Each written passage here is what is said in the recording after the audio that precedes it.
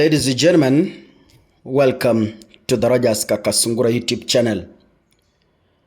A lot is happening in the Kenya Kwanza government, and this is solely made to try and please the Azimio wing and especially the ODM that is led by Raila Amolo Odinga. This week, we expect a series of changes in the House committees. If you were keen yesterday, you saw some ODM members of parliament have been included in the House Business Committee. They met yesterday. I saw a photo. I saw Ndindi Nyoro. I saw Silvana Sosoro. I saw the bad girl Millie. I saw Junet Mohammed. And so many members of parliament from the Azimio side, meaning the House Business Committee has already been reconstituted and ODM members of parliament have been largely considered in that committee. Now, this week, the Kiharu member of parliament, Ndindi Nyoro, the word on the street or the whisper says, is among chairpersons of the departmental committees in the National Assembly who is facing an axe in the latest purge of parliamentary committee. And Raila Odinga and William Ruto vowed to kick out any member of parliament early to Rigathi Gachagua because they believe that is the only punishment for their actions of being defiant to the government of the day. And in that benefit, ODM is going to replace these members of parliament in large numbers. Ndindi Nyoro is one of those people I warned early in advance and told him, Ndindi Nyoro, James Orengo once said government eats its own people, and you are going to be the first person to be eaten by this government. Ndindi Nyoro was completely swallowed. Nowadays, you never see him in Ruto's camp. Nowadays, you never see him in Ruto's meetings. Ako tu chini ya maji. In the looming changes that are expected, as I've explained, verified reports indicate that the minority will get 5 slots of committees that is normally chaired by the majority side. So meaning,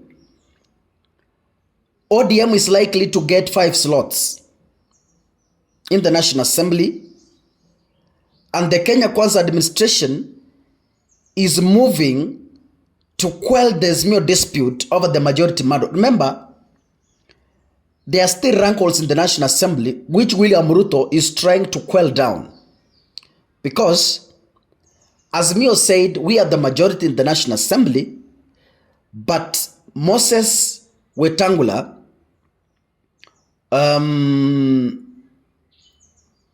has decided, Moses Masika Wetangula has decided to rob us the positions, and he has refused to obey the 3-judge bench judgment that declared Azimio the majority.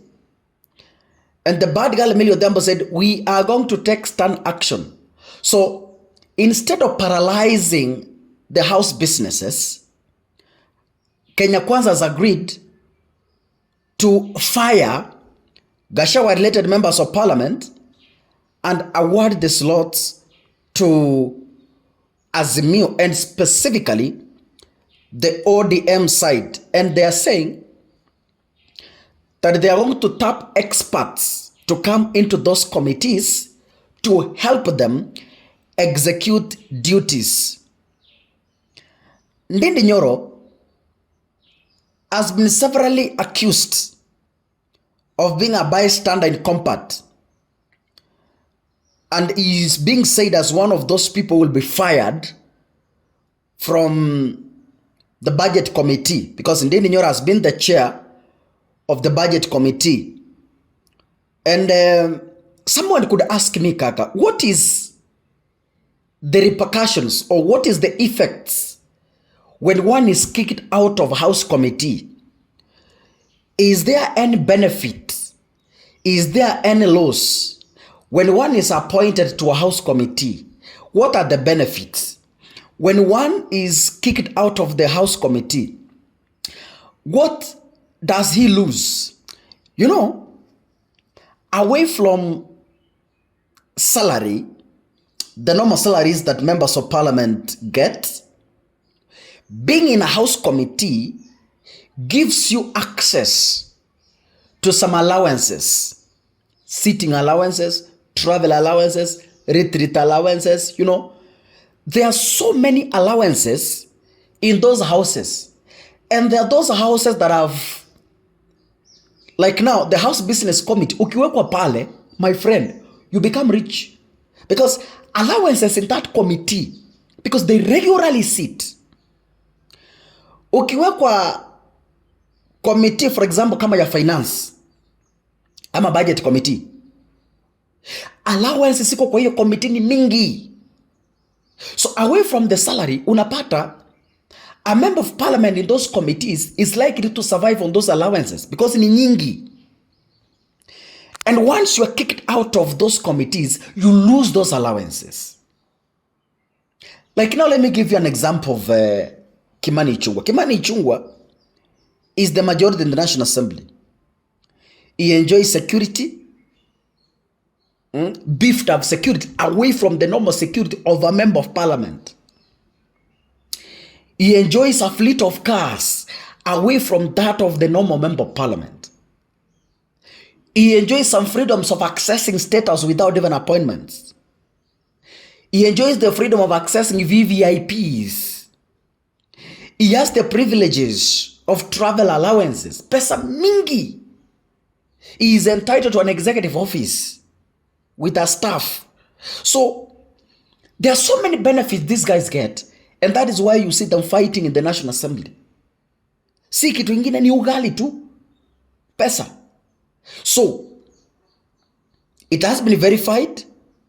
It has been confirmed. You remember, Ndindi Nyoro refused to vote on an impeachment that was set to impeach Gachagua. He kept off. He didn't vote. And since that time, he has maintained a very low political profile. And he has been said as among those people who are fighting back the government. Ladies and gentlemen, Speaker Wetangula said that there are still more negotiations between Kenya Kwanza and Azimio. Liaison Committee will take charge of the budget policy statement until a new budget committee is formed. And even the Senate Majority Leader Aaron Cheruyot, on his post, he said, if you no longer support government policy out there, surely won't I be stupid to expect that when I give you a chance to chair those committees, you will not do the opposite? And he was specifically referring to those people who are still in government, who are still in committees, and still opposing the government because they are aligning themselves to Rigathi Gachagua. So ladies and gentlemen, Ndindi Nyoro tulimuonya akakataa kusikia. Sasa wacha kule matunda yake. God bless you, ladies and gentlemen. See you in the next episode. Asanteni sana.